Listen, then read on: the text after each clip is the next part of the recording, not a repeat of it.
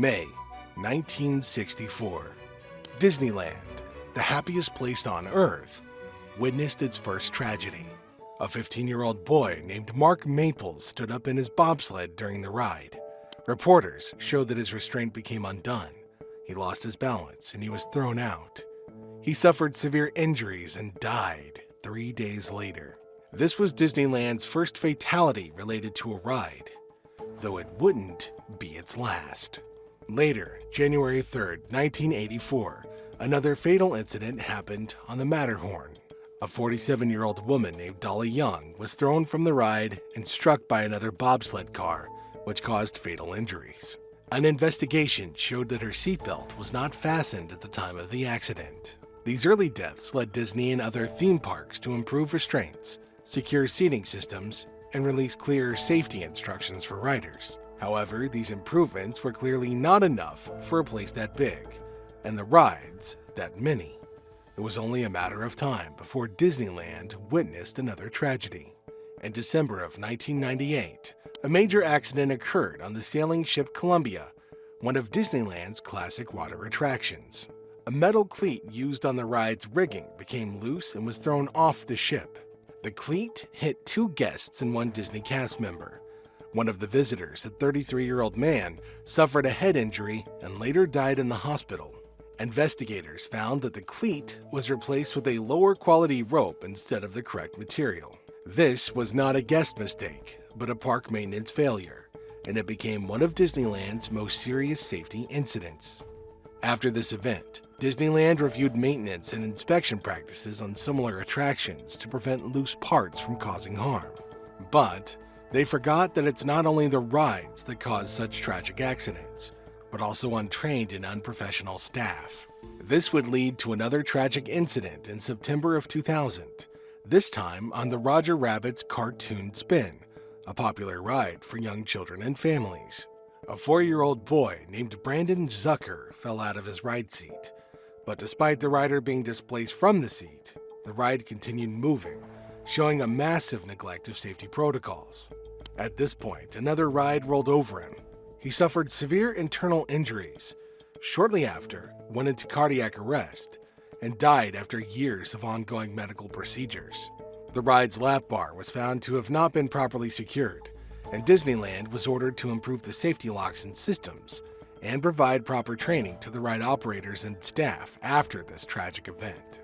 Brandon's accident highlighted how safety systems and staff training must be compulsory to protect even very small children. However, Disneyland's streak of tragedies wasn't over.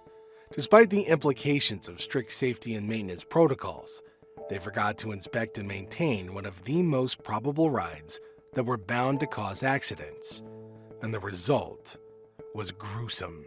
On September 5, 2003, one of Disneyland's largest thrill rides, Big Thunder Mountain Railroad, suffered a mechanical failure leading to a deadly derailment. A mechanical investigation found that some bolts and safety wire on the wheel assembly had not been properly tightened during a maintenance procedure. As the train entered a tunnel, the wheel assembly came loose and jammed against a brake section. The locomotive then became airborne and collided with the first passenger car, crushing 1 guest and killing him. A total of 10 other riders were injured. This incident deeply affected the park's already besmirched reputation and led to a new series of detailed maintenance audits, stricter inspection checklists, and stronger warnings to the management, forcing them to initiate increased mechanical repairs on major rides. In October 2025, a woman in her 60s passed away after suffering a medical condition while riding the Haunted Mansion, a slow-moving, family-friendly ride that had been operating since 1969. Security quickly performed the initial medical activities, including CPR, and the medical staff also responded on time. But unfortunately, she later passed away in a nearby hospital despite many efforts. Officials said that the cause of death may have been a heart attack due to sudden jump scares during the ride, and there were no reports of a ride malfunction. While medical emergencies on rides are extremely rare, parks always recommend guests consult medical advice or let staff know if they have health concerns before boarding attractions. Throughout Disneyland's history, a range of different accidents and tragic events have taken place. These incidents do not generally involve ride system failures, but they change policies or raise safety awareness. For example, an investigation into safety incidents at Disney parks lists events such as drownings, guest falls, rides stopping unexpectedly, or guests being hit by bullets from outside of the park. An 8-year-old girl was hit by a stray bullet while riding the Disneyland Railroad in 1990. Law enforcement determined the bullet was fired outside the park, but it struck her while she was aboard the train. Fortunately, she made a full recovery. There have also been serious injuries from coaster stops or derailments that did not result in death, but required evacuation and medical care. These events led Disney to continually update procedures for ride safety stops, rescuing guests, and inspecting ride paths. Though it wasn't just the rides or the maintenance, but also the safety standards that were neglected by Disneyland until it saw a series of tragic events involving employees behind the scenes. One well-known case from years ago involved a cast member of America Sings named Deborah Gale Stone. She was assigned a role backstage in 1974 when she got trapped between two mobile parts of the rotating stage setup and was literally crushed in between the machinery. Again, this incident led to a tighter scrutiny of the safety rails, warning signs, emergency stops, and proper staff assignment to ensure employees working near such spots steer clear of the dangerous zones. However, recently, there have been reports of backstage accidents involving cast members, such as a fatal golf cart accident used for transport in large backstage areas.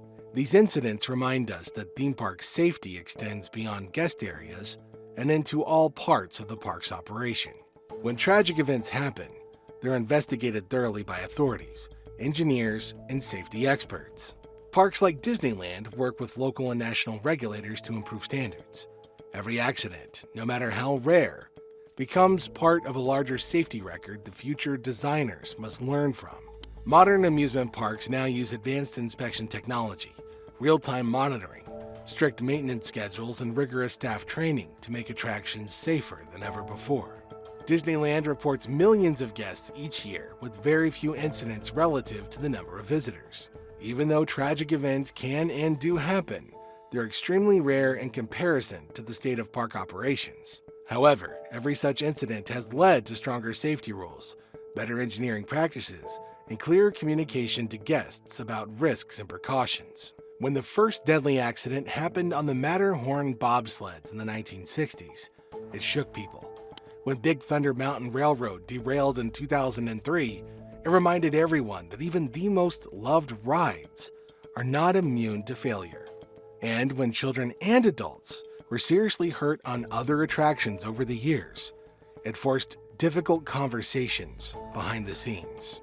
Each tragedy left a mark. Engineers went back to their drawing boards. Managers reviewed procedures, staff training became stricter, safety checks became more detailed, and these changes didn't happen overnight, but they happened because they had to.